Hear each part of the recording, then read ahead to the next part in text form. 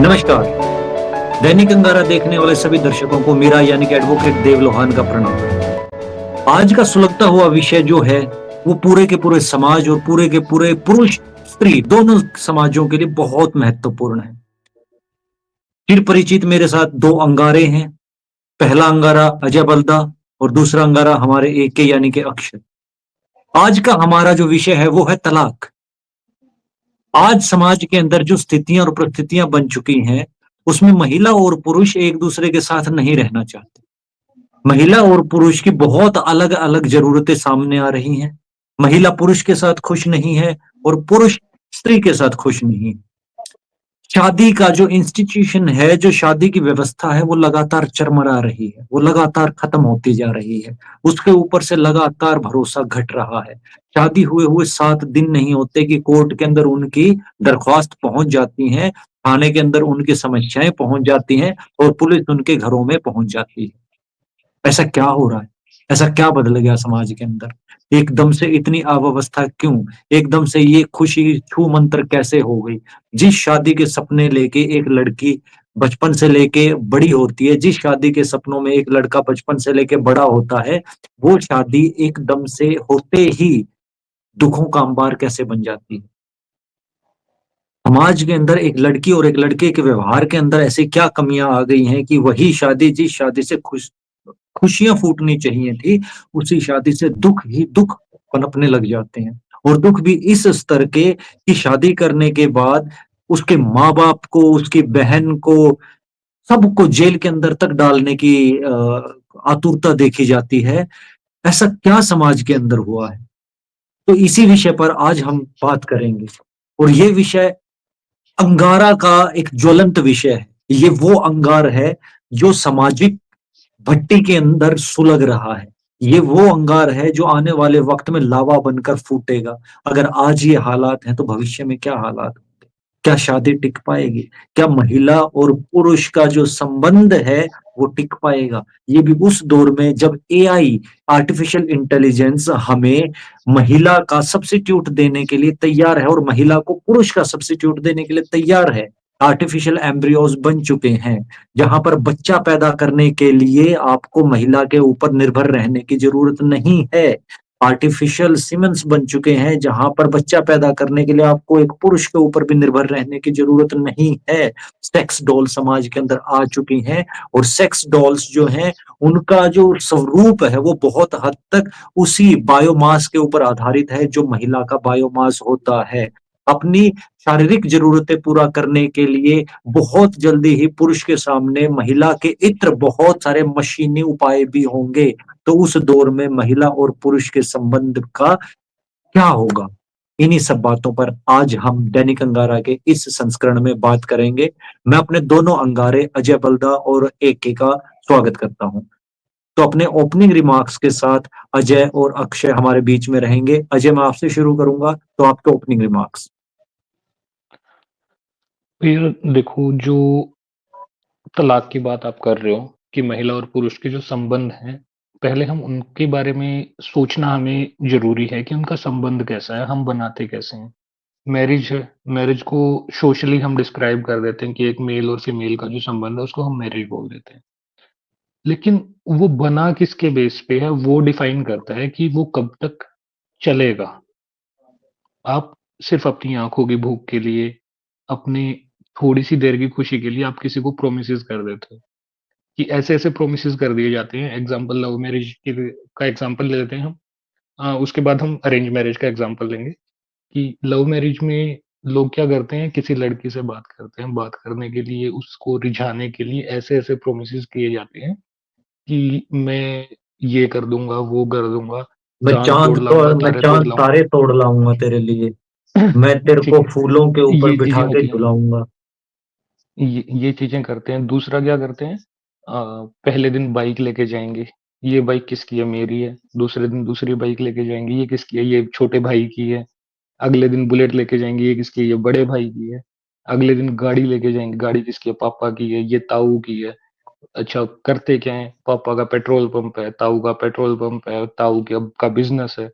बड़ी-बड़ी छोड़ी जाती हैं। और जब वो लड़की पट जाती है, पटने के बाद शादी होती है, लव मैरिज कर ली उन लोगों ने, फिर क्या होता है उसको ना ऑटो में बिठा के दवाई दिलाने लेके जाते हैं। हर एक चीज़ माँग के दिखाई जाती है, उसके बाद ऑटो में बिठा के दवाई दिलवाने जा रहा है भाई। तो उसका क्या करोगे?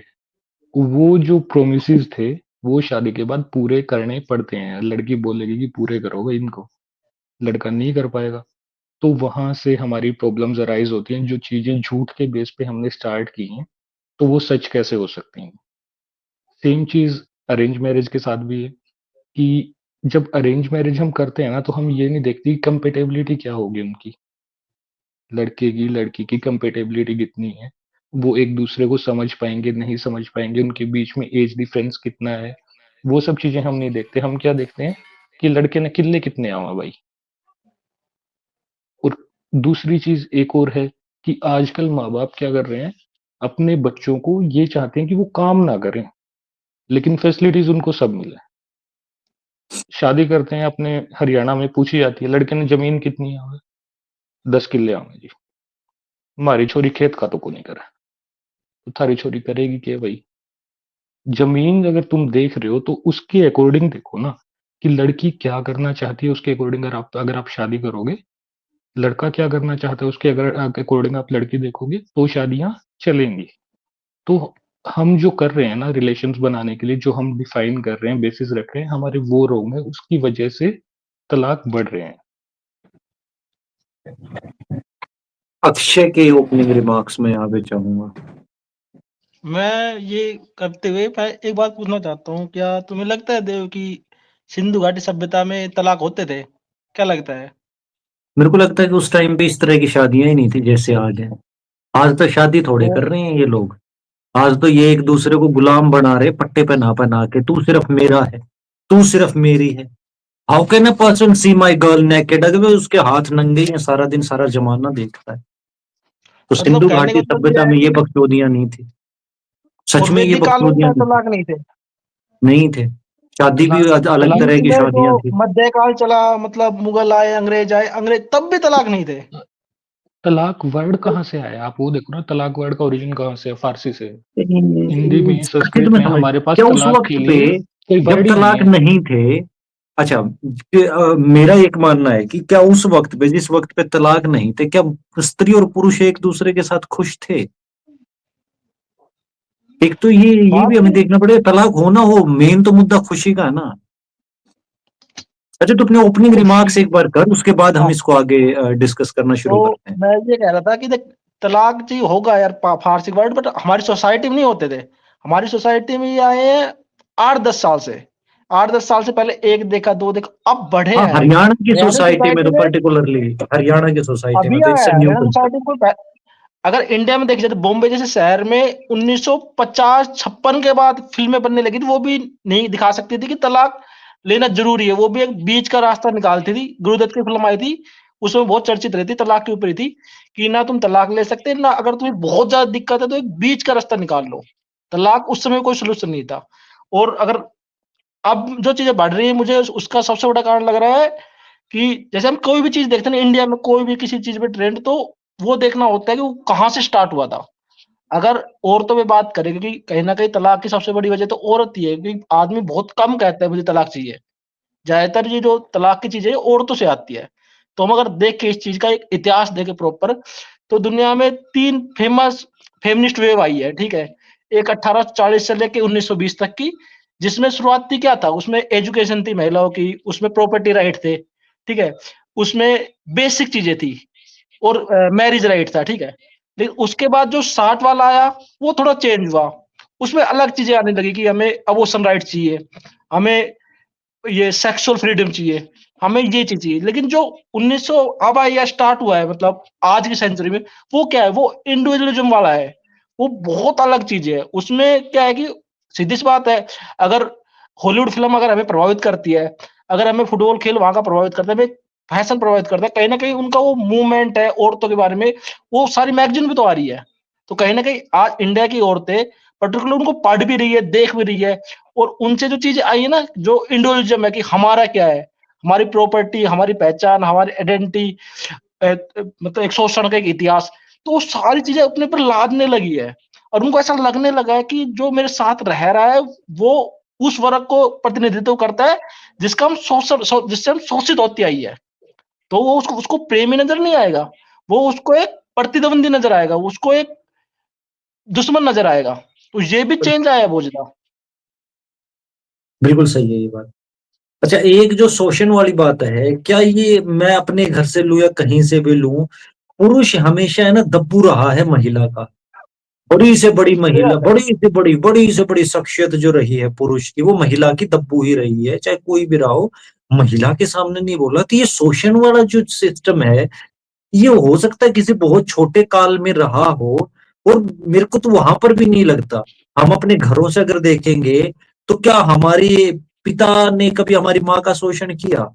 नहीं। जब हम समझने लायक होते तो हमें लगता है कि नहीं भाई, जितना शोषण हुआ है हमारे पिता का बेशक हुआ, हमारी माँ का तो शोषण नहीं हुआ है। ये शोषण सही बात वाली है। कहानी क्या, क्योंकि मेन तो जो ये शुरुआत होती है ना तलाक की, और वो यही शोषण वाली कहानी से ही होती है। वो जो बतौर वकील जब हम बैठते हैं वहां पे फैमिली कोर्ट में, तो वहां पर पहले तो ये चलता है जी मेरे को ना मार पिटाई करते हैं, मेरा शोषण करते हैं।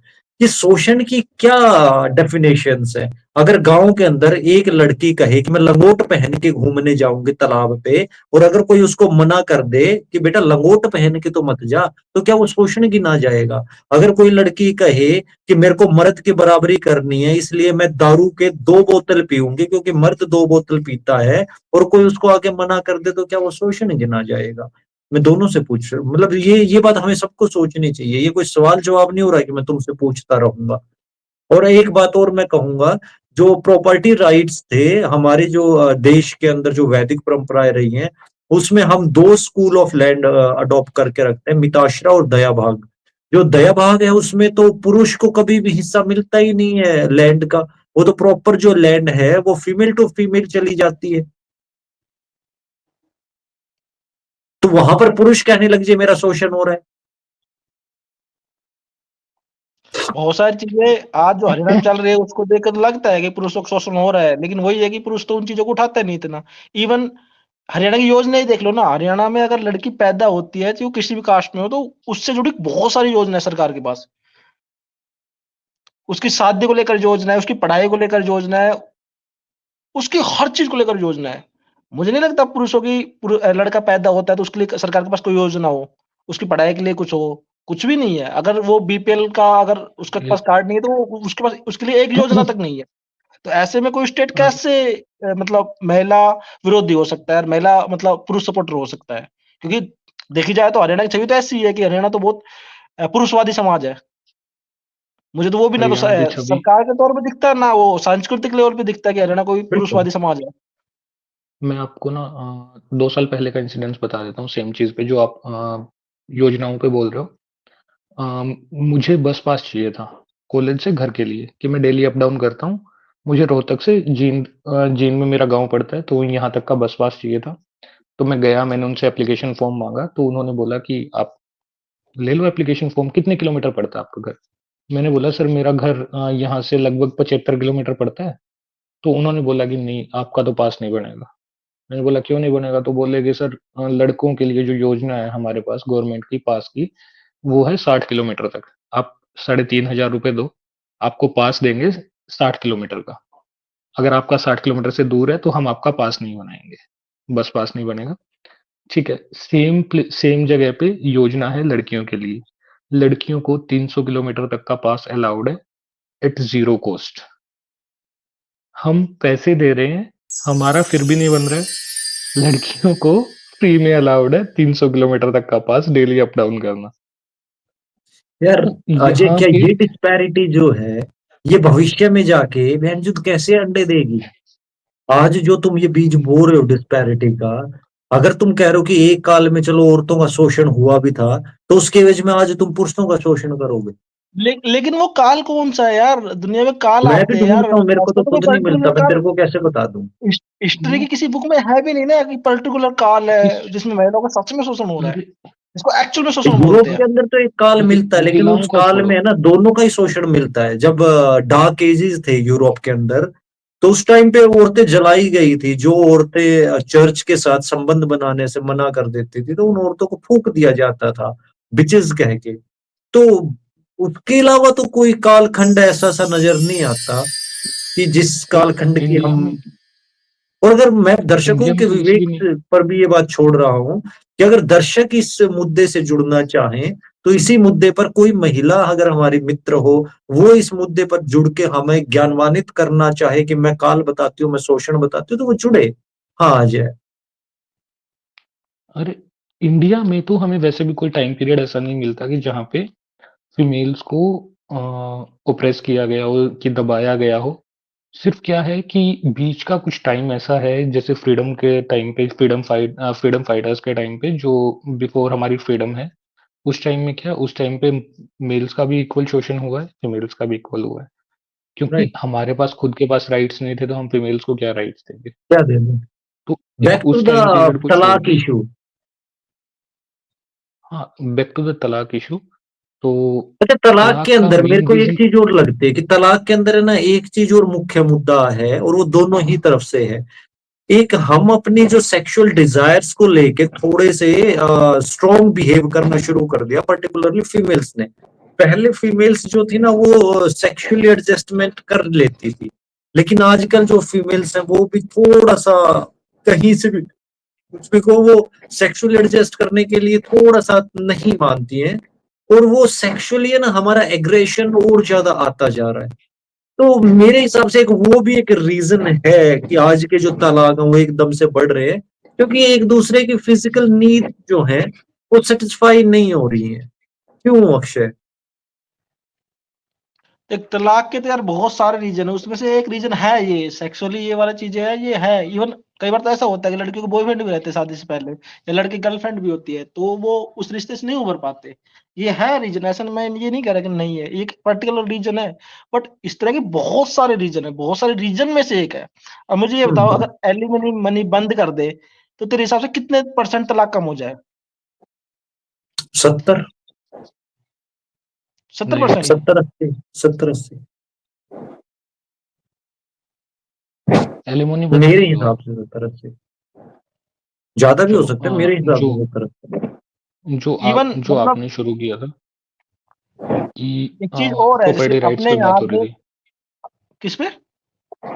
प्रॉपर्टी राइट्स पे, प्रॉपर्टी राइट्स जो हमारे वैदिक काल से चलते आ रहे हैं हरियाणा में, अगर हम उनको फॉलो करते हैं, उनके अकॉर्डिंग आप कंडीशंस लगा दो, उनको कंप्लीटली फॉलो कर लो, आपके तलाक की रेट और घट जाएगी।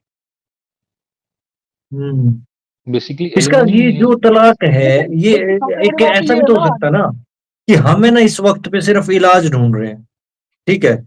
एक ऐसा भी तो हो सकता है ना कि स्त्री और पुरुष जो हैं, क्योंकि देखो कुछ भी कोई कुछ भी कहे, लेकिन जो शादी है, शादी अननेचुरल है। इंसान हाँ को छोड़ के कोई भी जीव शादी नहीं करता, और शादी जो है प्राकृतिक नहीं है। शादी पूर्णतः अप्राकृतिक है।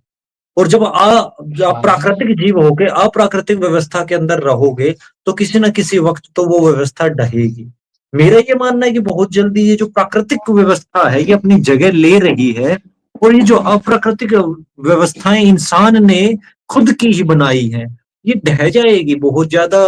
ये तुम कुछ भी कर लो, तुम राइट्स को, प्रॉपर्टी राइट्स को बंद कर लो, तुम साथ में वहां पर बैठ के एलिमनी मनी को बंद कर दो, लेकिन फिर भी ये व्यवस्था नहीं चलने वाली लंबे वक्त तक। लेकिन एक इस बात और है ना, जैसे एक देव में एक एक बात, और चीज़ अपनी है एक ना बात कि कहना चाहता हूँ। चल हाँ, बोलिए आप। मैं बोल रहा था कि जो मैरिजेज़ को आप बेस कर रहे हो ना, जिन चीज़ों के बेस पे, आप उनको छोड़ दो। एग्ज़ाम्पल्स हमारे हिस्ट्री में, अगर हम कंपेयर करते हैं शादियों को, जैसे आप बोल रहे हो कि अननेचुरल है। अननेचुरल वो इसीलिए है ना कि हमने उनके लिए बेसिस सेट कर दिए कि ये बेसिस हैं, इस चीज़ के बेस पे हम शादियाँ करेंगे, ठीक है? इंडिया में कितनी लव स्टोरियाँ हुई हैं? जो ग्रेट लव स्टोरीज़ हम बोलते हैं, 7 है। इंग्लिश लिटरेचर में कितनी है? 1 है, सिर्फ़ 1। अगर कौन उन सी? लोगों की शादियाँ हो जाती, एक भी कौन सी? रोमियो अबे एंड रोमियो जूलियट का अगर जूलियट की बोले कोई तो लव उसको, स्टोरी नहीं थी, वो दो रोमियो जूलियट बचपने कहाँ में लव गलती। स्टोरी है? वो हाँ, वो सिर्फ 3 बार बचपन की मिले यार। गलतियां थी, और वो बचपने की 3 बार मिले थे। गलतियों। रोमियो जूलियट सिर्फ 3 बार मिले थे, ठीक है? शेक्सपियर ने हाँ, और उससे वो अच्छी लव स्टोरी लिख रखी थी। बचपन की वो गलतियां चलो थी वो। अगर हम उसको काउंट भी कर लेते हैं तो, लेकिन इंडिया में कितनी सारी हैं, लैला मजनू है, हीर रांझा है, शशि पुन्नू है, उन लोगों की शादियां नहीं हुई। अगर इनकी लेकिन शादियां हो सेम जाती ना तो इनकी लव स्टोरी के जूत लगते मेरे भाई। तो इनकी यही तो लव है, स्टोरी लव वो सिर्फ स्टोरी लग इसी कुछ वजह है। से सकती थी क्योंकि इनकी शादियां नहीं हुई। लेकिन इनकी शादियां नहीं हुई, ठीक है, लेकिन आप उनका रिलेशन देखो ना, उनका रिलेशन क्या है क्या कि रिलेशन वो देखना है। रांझा वहां पे पिट रहा था, वो रांझे ने वो ले लिया था, जोग ले लिया था। बाद में जब वो पानी जो पीने ले के लिए लिया। हीर के पास आया तो हीर उससे कह रही है फिर है बकाया मोटे चौकस किसे वीर का। और उसको तो नहीं मजनू को वो तो भाई चुराहे पे मरवा दिया था, इतने पत्थर मारे थे उसके। और उसका अरे एक का तो मरवा दिया, फरहाद का लेकिन तो भाई पट चीर के खा गई थी। मच्छी नहीं मिली तो पट चीर के खा गई। यार मच्छी का और पट का स्वाद एक महिवाल कैसे हो सकता है। अरे स्वाद एक नहीं हो सकता, लेकिन ये आप देखो ना कि वो एक मेल कहाँ तक सेक्रीफाइस कर रहा है, मेल एक ऑलवेज फीमेल के लिए कहाँ डेफिनेटली तक। करता है। ठीक है, चलो मेल मेल सेक्रीफाइस कर रहा है, लेकिन उसमें कुछ चीजें ऐसी हैं अच्छा, कि फीमेल्स भी सेक्रीफाइस एग्जिस्ट कर फीमेल रहे हैं भी उनके साथ। करती है, ऐसा अगर वो नहीं है कि सिर्फ मेल ही करता है। हाँ, ठीक है, वो दोनों ही करते हैं। वो दोनों के सेक्रीफाइस है, अभी तो वो हमारे भी यहाँ पे कोई दोनों अंडरस्टैंड मेहनत महिला करते नहीं है करता ना, तो रहता है। महिला का पक्ष रखने के लिए भी तो एक बंदा होना चाहिए ना। अब हम सारे हाँ, ही तो मैं वही महिला को बोल रहा हूँ। अगर भर्त्सना में लग गए तो महिला का पक्ष कौन रखे। अरे भर्त्सना में नहीं लगे, मैं सिर्फ ये बोल रहा हूँ कि वहाँ पे दोनों की अंडरस्टैंडिंग है। ठीक है, वो अंडरस्टैंडिंग के बेस पे उनकी शादियाँ नहीं हुई, लेकिन वो आज तक स्टिल उनकी स्टोरीज़ चल रही हैं। कितने प्यारे कपल्स थे। तेरे को आप लगता कृष्ण जी है ले लो। अजय, अजय तेरे को लगता है कि हुँ, लंबे वक्त के लिए एक महिला और एक पुरुष एक साथ रह के खुश रह सकते हैं। अपने माँ बाप को देखो, अपनी बड़ी बहन और उसके पति को देखो, अपने बड़े भाई और उसकी बीवी को देखो, खुद को देखो। क्या ये रह सकते हैं क्या। मेरा तो यह मानना है कि लंबे वक्त तक एक महिला और पुरुष एक दूसरे के साथ खुश रह ही नहीं सकते। बेशक अच्छा, उसका कुछ तलाक ना भी हो, बेशक उसका हाँ, तलाक ना भी हो, लेकिन वो मन मन में कु तलाक तो भाई बहुत बार ले लेते हैं। हाँ, ये मन-मन तो ले में तो लेते भाई हैं, साहब। वर्चुअल तो ले लेते हैं। अरे, लेकिन तो एक बात वही तो बताना, चीज़ है ना। आप मैं एक बात आप कहना चाहता फिर हूँ। से वही चीज़ है, कुछ चीज़ें ना दूसरे को खुश करने के लिए कई बार झूठ बोलना पड़ता है। हाँ, ये दुनिया की दिल सबसे बड़ी बहलाने को कहावत है, गालिब सबसे ख्याल बड़ा अच्छा है। दिल ख़याल अच्छा है, तो वो ख़याल रियलिटी बना के रखना पड़ता है आपको। आप उसको डिनाई नहीं कर सकते। लेकिन दूसरी जो चीज़ है कि हमें इंटरेक्शन की ज़रूरत होती है। परमानेंट इंटरेक्शन होना चाहिए। किसी न किसी के साथ आपका लाइफ़ लॉन्ग रिलेशन है, आपकी अंडरस्टैंडिंग अच्छी है, तो वो चीज़ें अगर आप लोगों के बीच में है, तो वो आप रह लोगे। लेकिन उन चीज़ों के लिए क्या ज़रूरी है? पैसा ज़रूरी नहीं है, सिर्फ़ अंडरस्टैंडिंग ज़रूरी है। अंडरस्टैंडिंग चाहिए, अंडरस्टैंडिंग के भरोसे रह लोगे, खुश भी रह लोगे। लेकिन लॉन्ग टर्म में अगर आप जाते हो, जो चीज़ आप बोल रहे हो ना कि लॉन्ग टर्म में नहीं जा सकते, वो अंडरस्टैंडिंग के बेस पे जा सकते हैं। सिंपली अगर आप रिलेशंस बना रहे हो बेस्ड ऑन सेक्सुअल डिज़ायर्स और based on property, based on anything, वो लंबे टाइम तक नहीं चल सकता। उसमें आप दुखी लेकिन रहोगे, आप उसको गालियाँ जिनकी दोगे, वो सबसे आपको ज़्यादा गालियाँ देगी। अंडरस्टैंडिंग मिलती है ना, तलाक भी सबसे ज़्यादा उनके ही होते हैं। मैं कह रहा हूँ, जिनकी सबसे ज़्यादा अंडरस्टैंडिंग मिलती है ना, तलाक भी सबसे ज़्यादा उनके ही होते हैं। ये बात भी एक ये पता डाटा क्यों है, होते अरे! हैं, नहीं, नहीं, ये नहीं, पता नहीं। क्यों होते हैं, क्योंकि वो एक दूसरे के सामने नंगे हो जाते हैं भाई। हाँ, अंडरस्टैंडिंग है, नंगे नंगा से शारीरिक नंगपना जो है वो नंगपना नहीं होता। मेन नहीं, नहीं, नंगपना नहीं, आपका नहीं। आत्मिक नंगपना और आपका मानसिक नंगपना है। जब आप एक दूसरे के सामने हो लेते हो। और महिला बड़ी, यार अगर मैं अब फिर से महिलाओं की कहूंगा तो महिला है नहीं यहाँ पे, तो मैं महिला के लिए कुछ नहीं बोल सकता। महिला पूजनीय है, ठीक है, महिला सही है। जिस दिन महिला यहाँ पे जुड़ेगी उस दिन हम उससे सवाल पूछेंगे। तो वो दोनों और आपस में ना शक करते हैं यार। अब मेरे ही सर्कल में मैं कुछ पुरुषों की ही बात बताऊंगा तेरे को। वो पुरुष, मैं कॉलेज में था, अपनी जो गर्लफ्रेंड थी, अपनी जो उनकी महिला मित्र थी, वो अपनी महिला मित्रों को लेकर इतने असुरक्षित रहते थे। तू ये नहीं पहनेगी, तू यहाँ नहीं जाएगी, तू ये नहीं करेगी, तू इससे बात नहीं करेगी, तू उससे बात नहीं करेगी। और मेरे लिए तो ऐसी ऐसी बातें मैंने सुनी है एक मतलब हुँ, लड़के कहते थे कि अगर इससे बात कर ली तो मेरा और तेरा ब्रेकअप। वो महिला लड़कियां उस चीज को अच्छा समझती थी। मेरी महिला मित्र आके मेरे से कहती थी तू तो कभी नहीं बोलता ये मत पहन, इसका मतलब तू मेरे से प्यार ही नहीं करता। अबे मैं नहीं बोल रहा क्योंकि तू सारे कपड़ों में मेरे को अच्छी लगती है, उनको भी है। और पुरुष महिला से भी ज्यादा शक्की रहता है। कई बार ऐसे ऐसे पुरुष सामने आए हैं कि, और पुरुष का सारा शक जो है वो लगभग लगभग शारीरिक संबंधों से ही, कि तूने उसका चुम्मा तो नहीं ले लिया, तूने उसको हाथ तो नहीं लगा दिया, तूने उसको कहीं कुछ कर तो नहीं दिया, और उसी चक्कर में ये पुरुष अपनी भी भाई जिंदगी बर्बाद कर लेता है। अब तेरा है ना, यहां से पेट दिख रहा है, अरे दिख तो इसके हाथ भी रहे हैं, दिख तो इसके पैर भी रहे हैं, वो दिख सब तो इसकी आंख भी रही है। तू इसका एक काम कर, ये सब तबूत चीजें बनवा दे इसका। अक्षय ने काफी देर से कुछ नहीं ये बोला। अक्षय, इस पे तेरा क्या टेक है? मैं तो वही वो हो गया कि अपन बात उस पे वो कर रहे थे। हेलो, आवाज आ रही मेरी? ब्लैंक हो गया। हाँ, हाँ। हाँ अजय। अच्छा, मैं बोल रहा था कि इस चीज पे ना, ये अराइज कहाँ से करता है, शक होना शुरू कहाँ से होता है? कमजोरी। आप कमजोरी नहीं है, कमजोरी नहीं है। मर्दाना कमजोरी कराने की जिसमें सब होती है ना, वही शारीरिक नहीं, नहीं, संबंधों पे नहीं, शक करता है। नहीं, नहीं, नहीं, मर्द वो भी एक पॉइंट हो सकता है, लेकिन बेसिकली स्टार्ट कहाँ से होता है कि हम हर चीज को, मैं आपको कैसे देखता हूँ, कि मैं आपके बारे में जो थिंकिंग है मेरी, वो कहाँ से अराइज हो रही है। आप जो बातें बोल रहे हो, अब मैं जो आपसे बातें कर रहा हूँ, आप उसका जो रिप्लाई देते हो, उसका मेरे ऊपर क्या इम्पैक्ट है, वो मेरे को कैसे समझ में आ रही है बात। क्योंकि मेरे अंदर जो भावनाएं हैं, मेरे जो विचार हैं, अगर वो आपसे मिलते हैं तो हम दोनों बैठे हैं, ठीक है। तो मैं अपने विचारों के हिसाब से आपको समझता हूँ। अगर मेरे अंदर कमियां हैं, मैं पहले से अनलॉयल हूँ, तो मैं सामने वाले को सेम वे में देखने वाला हूँ कि भाई लॉयल्टी जो है ना, मैं जो हूँ। लॉयल्टी कहीं ना कहीं स्लेवरी से नहीं जोड़ देती। What the fuck it is, मतलब ये क्या लॉयल्टी प्रिंसिपल है लॉयल्टी नहीं बोल लॉयल्टी का? रहा, loyalty loyalty is loyalty all नहीं बोल रहा, equivalent to the slavery. Loyalty slaves वो होते हैं वाली लॉयल। लॉयल्टी नहीं बोल रहा मैं। यार, लॉयल्टी वो वाली नहीं बोल रहा मैं, जो आप बोल रहे हो ना कि शक करना कहाँ से शुरू होता है। अगर मेरे अंदर कमियां हैं, मैं कुछ चीजें करना चाहता हूँ, दूसरे के साथ करना चाहता हूँ, वही चीजें मैं सामने वाले के ऊपर इम्पोज करता हूँ अपनी, कि यार वो भी तो चाहता होगा किसी के साथ करना, का उसने की तो नहीं है। वहां से शक करना शुरू होता है कि हमारी जो थिंकिंग में चीजें हैं ना, हम जो करना चाहते हैं और कर नहीं पा रहे। फिर हम दूसरे को देखते हैं कि यार इसने तो नहीं कर ली वो चीजें। जेलेसी जो होती है, वहां से शक शुरू होता है। यही बात है। वो लेके वो बढ़ता है जब आदमी खुद गलतियां करता है। मैं खुद गलतियां करना चाहता हूँ, लेकिन मैं कर नहीं पा रहा हूँ। आप गलतियां करते हो, ठीक है। तो वो चीज शुरू हो रही है ना वहां से, कि आप गलतियां कर रहे हो, मैं आपको देख के जेलस हूँ कि यार ये तो कर रहा है, मैं नहीं कर पा रहा।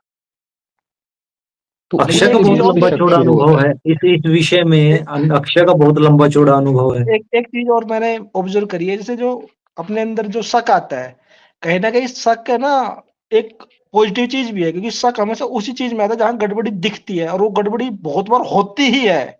ऐसा नहीं कि हमारे शक निराधार रहते तेरी हैं हमारे। गर्लफ्रेंड, तेरी महिला मित्र, ठीक है, किसी आदमी के साथ फिल्म देखने चली गई, उसके बाद वो दोनों होटल में चले गए, ठीक है, तो ये उसने सही किया या गलत किया? देख, उसने सही किया गलत किया, इससे बड़ी चीज ये है ना कि ये चीज बता के हो रही है नहीं बता के हो रही, सबसे बड़ी बात तो इसी में आती है ना। तो क्यों चाहता है वो तेरे को सारी चीजें बताए? यार नॉर्मली क्या है कि ये तो, वो हगने मैं से बात पहले तेरे को ये मेरे बता दी चाहने की जाती नहीं है। है। नहीं नहीं, तो फिर बात से मेरे वही चीज आ चाहने की गई नहीं ना, है, जो बात आप ये हर एक रिश्ते में जरूरी है भाई, कुछ चीजें तो, कुछ कोड ऑफ कंडक्ट तो पालन करने होते हैं ना रिश्ते को चलाने के लिए सोसाइटी में। और वो कोड ऑफ अगर उस कंडक्ट जो है वो कौन तय करेगा? वो उसको भी बेसिक जो इतनी समझदारी तय आजादी तो करती तू है। अपनी महिला मित्र को भी देना, कि ठीक है यार, तू अगर किसी के साथ फिल्म देखने जा रही तो चली जा, कोई इशू नहीं है, मैं तेरे से प्यार करता हूँ, मैं तेरे शरीर से प्यार नहीं करता। और तू अगर किसी के साथ फिल्म, मैं अपनी एक छोटी सी बात बताऊंगा। मैं अपने जब मेरे कॉलेज के दिनों में, मेरे पास इतना वक्त नहीं होता था कि मैं बहुत ज्यादा वक्त दे पाऊं।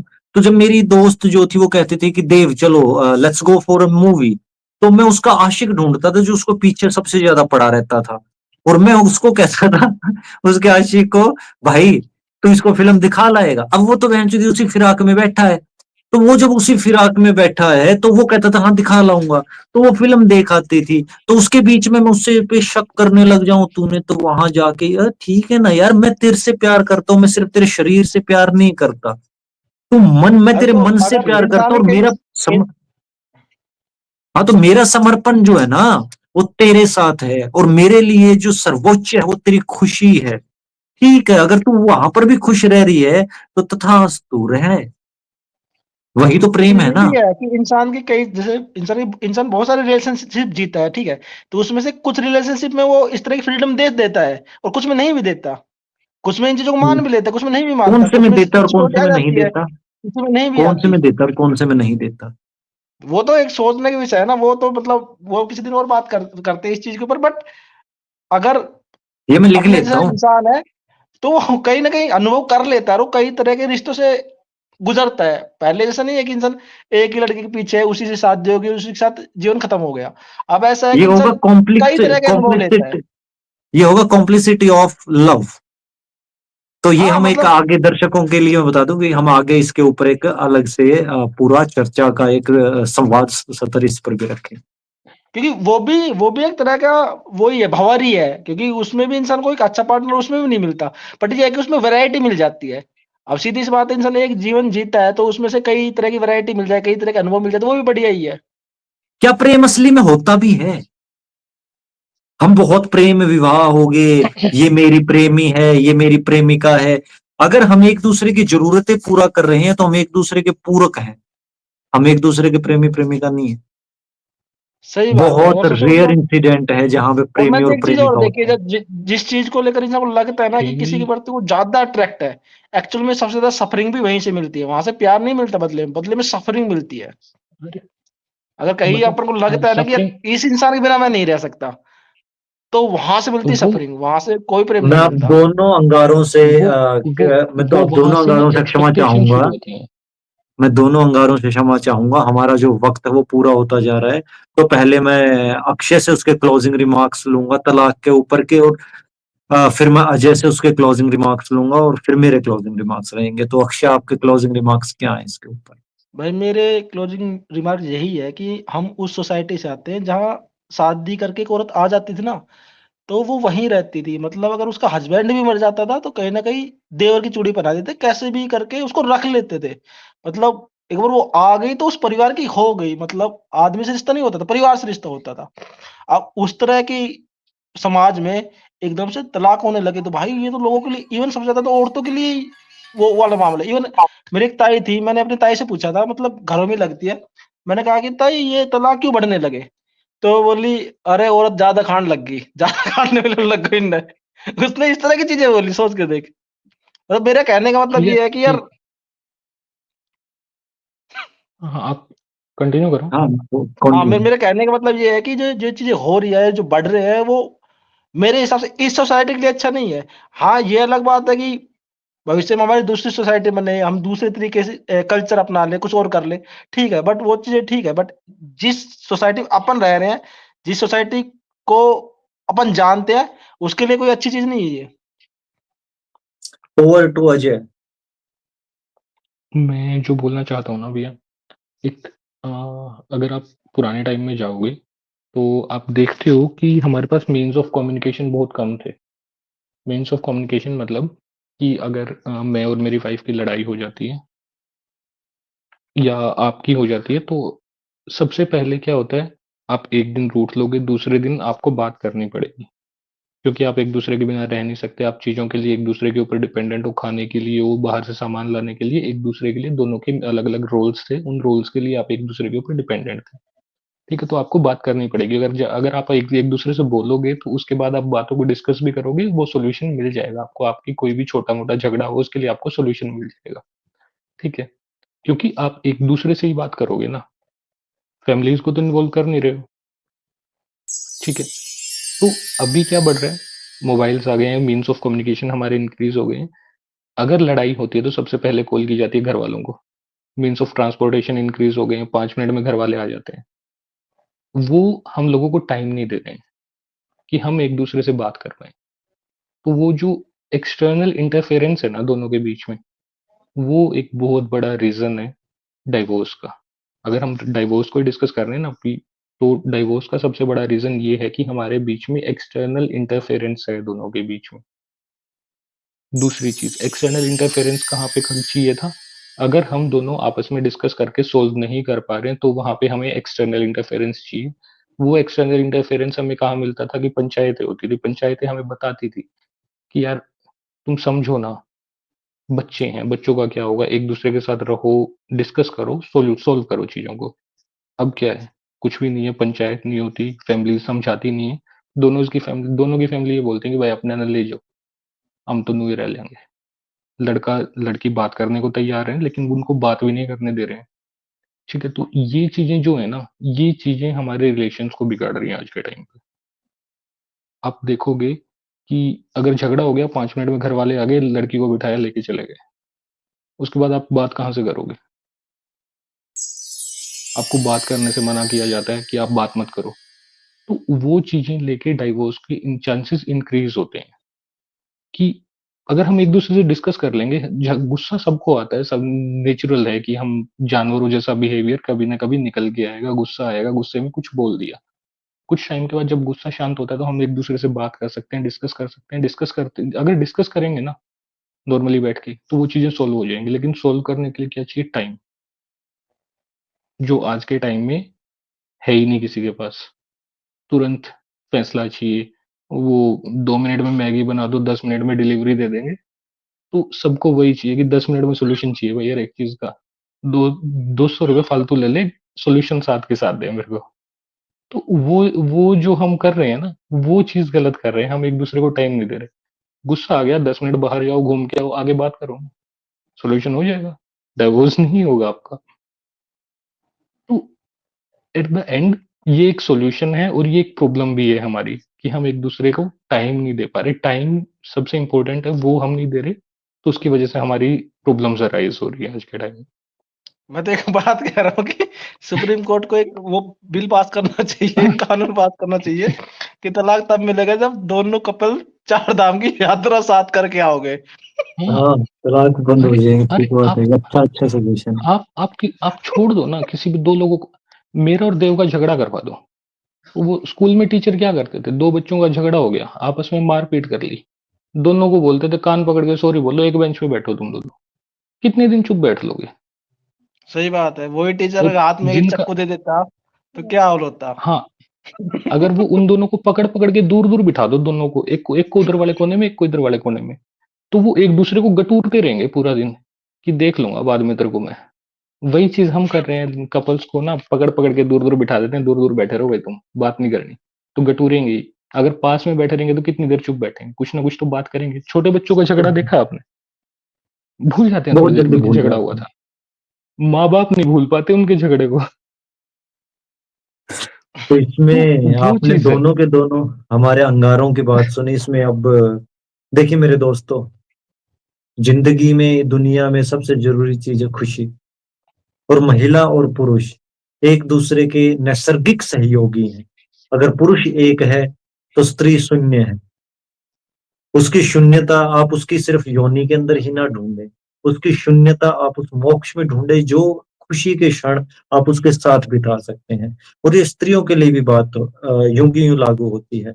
पुरुष बहुत सौम्य प्राणी है, और जितना भी जीव जगत है उन सारे के सारे जीव जगत का सबसे शरीफ प्राणी अगर कोई है तो वो पुरुष है।